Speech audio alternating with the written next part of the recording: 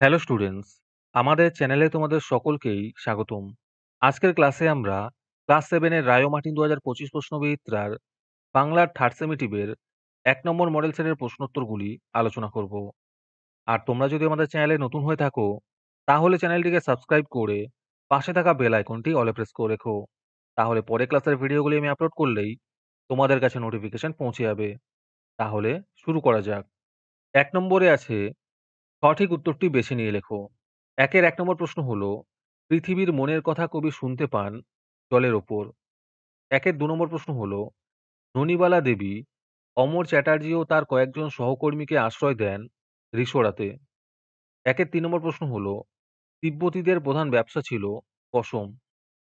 একের ৪ নম্বর প্রশ্ন হলো, হে রুদ্র বাজো বাজো বাজো কোন কবিতার পংক্তি? এর উত্তর হবে ভারততীর্থ কবিতার পংক্তি। একের ৫ নম্বর প্রশ্ন হলো, এক গঙ্গা জল দিয়ে তাই ধুচ্ছি, এ কথা কে বলবে? এর উত্তর হবে মা বলবে। একের ৬ নম্বর প্রশ্ন হলো, হই টই কবিতাটি কার লেখা? এর উত্তর হবে প্রেমেন্দ্র মিত্রের লেখা। একের ৭ নম্বর প্রশ্ন হলো, একটি বিদেশি প্রত্যয় যোগে গঠিত শব্দ হলো ফাঁকিবাজ। একের ৮ নম্বরে আছে শূন্যস্থান পূরণ করো। ব্যবহারযুক্ত স্নিক সমান সমান ব্যবহারিক। একের ৯ নম্বর প্রশ্ন হলো, গাড়িটি ফতেসিংপুর ছাড়ল। এখানে ফতেসিংপুর পদটি কোন কারককে নির্দেশ করেছে? এর উত্তর হবে অধিকরণ কারককে। একের ১০ নম্বর প্রশ্ন হলো, দুই বন্ধুতে কি হাসায় না হাসতে পারে? এখানে হাসায় শব্দটি কোন জাতি? এর উত্তর হবে সমধাতুজ কর্ম। একের ১১ নম্বর প্রশ্ন হলো, অনুসর্গগুলি হলো অর্থযুক্ত। তারপরে ২ নম্বরে আছে, দুই একটি বাক্যে যে কোনো ৩টি প্রশ্নের উত্তর দাও। ২ এর ১ নম্বর প্রশ্ন হলো, তোমাদের ওখানে এতদিনে বোধহয় বর্ষা নেমেছে। কার উদ্দেশ্যে কবি এ কথা বলেছেন? এর উত্তর হবে রবীন্দ্রনাথের স্নেহধন্যা রানুর উদ্দেশ্যে। ২ এর ২ নম্বর প্রশ্ন হলো, কোন দুজন বিখ্যাত বাঙালি তিব্বতে গিয়ে বোধিসত্ত্বা উপাধি লাভ করেছিলেন? এর উত্তর হবে শ্রীজ্ঞান অতীশ দীপঙ্কর ও শান্ত রক্ষিত। ২ এর ৩ নম্বর প্রশ্ন হলো, এই সময় মাঠে রেফারির বাঁশি বেজে উঠল। রেফারিটি কে? এর উত্তর হবে দিব্যেন্দু বাবু। ২ এর ৪ নম্বর প্রশ্ন হলো, ননিবালা তখনই দরখাস্ত লিখে দিলেন। ননিবালা দেবী কাকে দরখাস্ত লিখেছিলেন? এর উত্তর হবে আইবি পুলিশের স্পেশাল সুপারিনটেনডেন্ট গোল্ডি সাহেবকে। তারপরে ৩ নম্বরে আছে, দুই একটি বাক্যে যে কোনো ৩টি প্রশ্নের উত্তর দাও। ৩ এর ১ নম্বর প্রশ্ন হলো, মার অভিষেকে এসো এসো তরা। এখানে কোন মায়ের কথা বলা হয়েছে? এর উত্তর হবে দেশমাতা অর্থাৎ ভারত মাতার কথা বলা হয়েছে। ৩ এর ২ নম্বর প্রশ্ন হলো, সূর্যি ডুবে যাওয়ায় কথকরা দুচ্ছাই বলেছে কেন? এর উত্তর হবে সূর্য ডুবলে খেলা শেষ করে বাড়ি চলে যেতে হবে বলে ছোট ছোট ছেলেমেয়েরা বিরক্ত হয়ে দুচ্ছাই বলেছে। ৩ এর ৩ নম্বর প্রশ্ন হলো, বই টই কবিতায় বই পড়া মিছে হয়ে যায় কখন? এর উত্তর হবে টই না পড়লে বই পড়া মিছে হয়ে যায়। ৩ এর ৪ নম্বর প্রশ্ন হলো, আছে সে ভাগ্যে লিখা। ভাগ্যে কি লিখা আছে? এর উত্তর হবে দুঃখ কষ্টকে ভাগ্যের লিখন হিসেবে মেনে নেওয়ার কথা। তারপরে ৪ নম্বরে আছে, দুই একটি বাক্যে যে কোনো ২টি প্রশ্নের উত্তর দাও। ৪ এর ১ নম্বর প্রশ্ন হলো, মাকুকে চালু করার বোতাম কোথায় ছিল? এর উত্তর হবে নাকের কালো তিলের নিচে। ৪ এর ২ নম্বর প্রশ্ন হলো, হোটেলওয়ালার আসল নাম কি? এর উত্তর হবে নেটো অধিকারী। ৪ এর ৩ নম্বর প্রশ্ন হলো, মাকুকে তৈরি করতে কত বছর লেগেছিল? এর উত্তর হবে প্রায় ১৭ বছর। আজকের ক্লাসের ফ্রি পিডিএফটি পাওয়ার জন্য প্রথমে তোমাদের এই ভিডিওটিকে লাইক করতে হবে। তারপরে আমাদের চ্যানেলটিকে সাবস্ক্রাইব করে তার একটি স্ক্রিনশট তুলে আমাদের হোয়াটসঅ্যাপ নাম্বার 7501121499 এ পাঠালেই তোমরা ফ্রি পিডিএফটি পেয়ে যাবে। আর বাকিরা ৩ টাকা দিয়ে আজকের ক্লাসের সম্পূর্ণ মডেল সেটটি আমাদের কাছ থেকে নিতে পারো। তারপরে ৫ নম্বরে আছে, দুই একটি বাক্যে যে কোনো ৫টি প্রশ্নের উত্তর দাও। এই প্রশ্নের উত্তরগুলি আমি তোমাদের দেখিয়ে দিচ্ছি। তোমরা দেখে দেখে নোট ডাউন করে নিও। ৫ এর ১ নম্বর প্রশ্ন হলো, বিভক্তি ও অনুসর্গের দুটি পার্থক্য লেখো।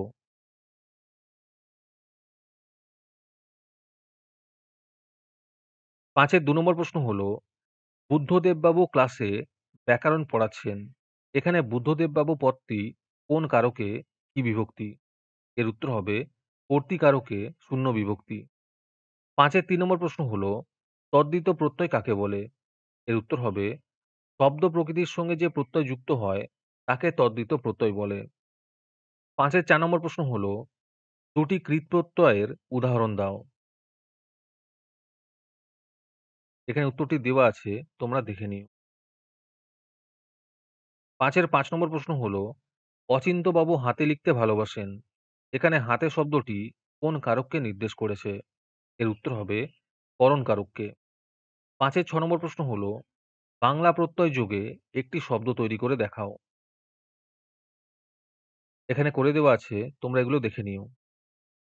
৫ এর ৭ নম্বর প্রশ্ন হলো, একটি প্রযোজ্য কর্তার উদাহরণ দাও। তারপরে ৬ নম্বরে আছে, কম বেশি ৩ টি বাক্যে যেকোনো ২ টি প্রশ্নের উত্তর দাও। ৬ এর ১ নম্বর প্রশ্ন হলো, তোমার ইচ্ছে হয়েছে, আমি বাধা দেব না। কে কাকে বাধা দিতে চায়নি?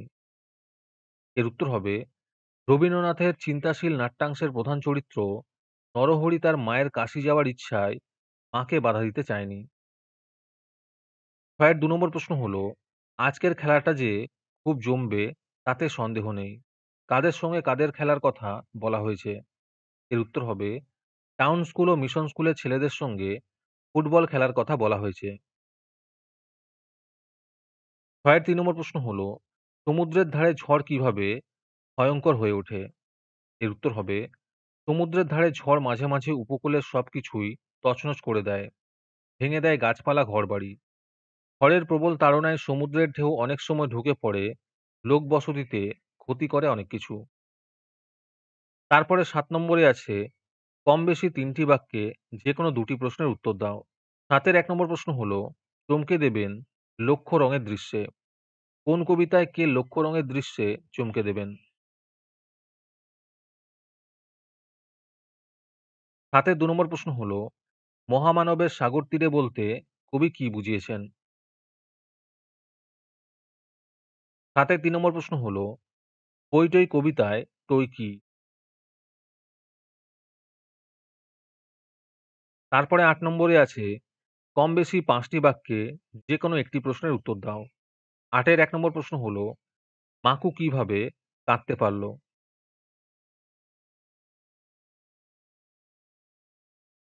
৮ এর ২ নম্বর প্রশ্ন হলো, হলুদ কাগজে মোড়া প্যাকেটের মধ্যে কি ছিল?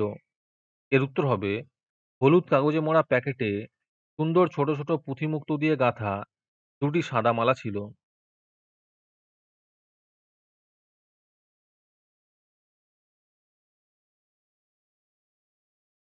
তারপরে ৯ নম্বরে আছে, কম বেশি ৭ টি বাক্যে যেকোনো ২ টি প্রশ্নের উত্তর দাও। ৯ এর ১ নম্বর প্রশ্ন হলো, "সে গান কি কলকাতা শহরের হাটে জমবে?" কোন গানের কথা বলা হয়েছে, "সে গান কলকাতা শহরের হাটে জমবে না, কবির এমন ভাবনা কেন?"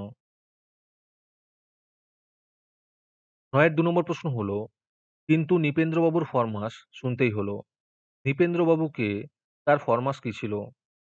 কিভাবে তা শুনেছিলেন লেখক?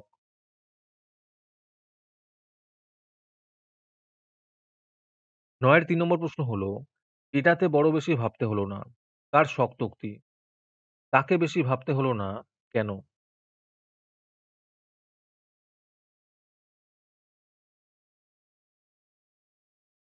তারপরে ১০ নম্বরে আছে, কম বেশি ৭ টি বাক্যে যেকোনো ২ টি প্রশ্নের উত্তর দাও। ১০ এর ১ নম্বর প্রশ্ন হলো, "আমারও শোনিতে রয়েছে ধ্বনিতে তার বিচিত্র সুর।" কোন সুরের কথা বলা হয়েছে? তাকে বিচিত্র বলার কারণ কি? কেনই বা সে সুর কবির রক্তে ধ্বনিত হয়?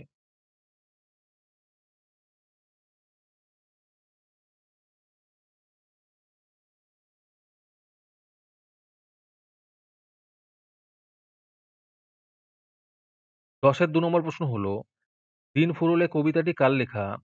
কবিতাটির ভাববস্তু সংক্ষেপে লেখো।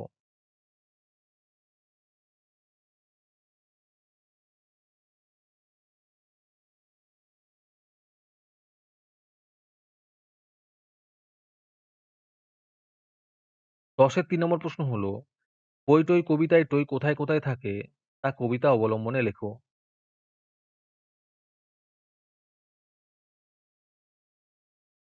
তারপরে ১১ নম্বরে আছে কম বেশি ৭ টি বাক্যে যেকোনো একটি প্রশ্নের উত্তর দাও।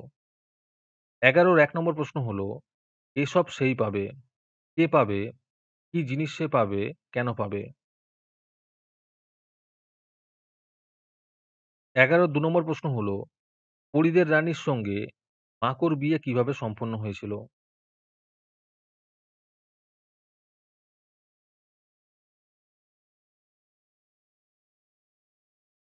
মডেল সেট সম্পর্কিত তথ্য পাওয়ার জন্য আমাদের হোয়াটসঅ্যাপ চ্যানেল এবং এক্সামের সাজেশনের জন্য আমাদের টেলিগ্রাম চ্যানেল তোমরা জয়েন করতে পারো।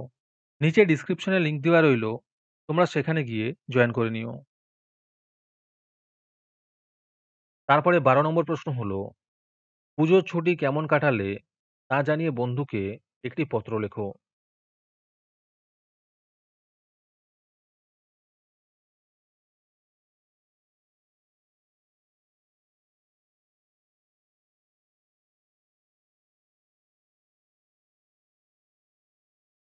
অথবাতে আছে, অসুস্থতার কারণে বিদ্যালয়ে অনুপস্থিত ছিলে।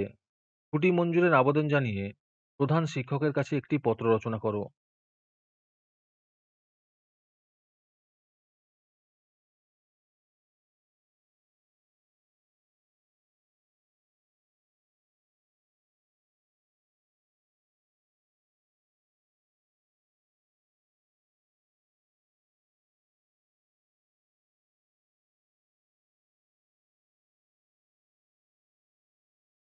তারপরে ১৩ নম্বরে আছে, এক কথায় প্রকাশ করো। যেকোনো ৪ টি করতে বলেছে। ১৩ র ১ নম্বরে আছে, আয় বুঝে ব্যয় করে যে। এর উত্তর হবে মিতব্যয়ী।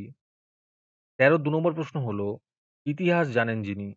এর উত্তর হবে ঐতিহাসিক। ১৩ ৩ নম্বর প্রশ্ন হলো, কুকুরের ডাক। এর উত্তর হবে ভুক্কন। ১৩ ৪ নম্বর প্রশ্ন হলো, রাত্রিকালীন যুদ্ধ। এর উত্তর হবে সৌপ্তিক। ১৩ ৫ নম্বর প্রশ্ন হলো, ঋতুতে ঋতুতে যজ্ঞ করেন যিনি। এর উত্তর হবে ঋত্বিক।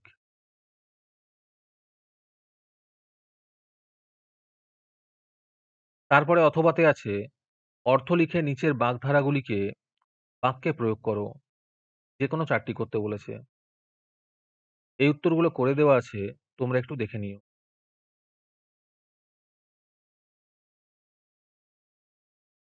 আজকের ক্লাসটি তোমাদের ভালো লেগে থাকলে ভিডিওটিকে লাইক এবং চ্যানেলটিকে সাবস্ক্রাইব করে দিও। তার সাথে ভিডিওটি তোমাদের সহপাঠীদের শেয়ার করে দিও। আর তোমরা কোথা থেকে আমাদের ভিডিওটি দেখছো অবশ্যই কমেন্টে লিখে জানিও। তাহলে আজকে এই পর্যন্তই। দেখা হচ্ছে পরের ক্লাসে।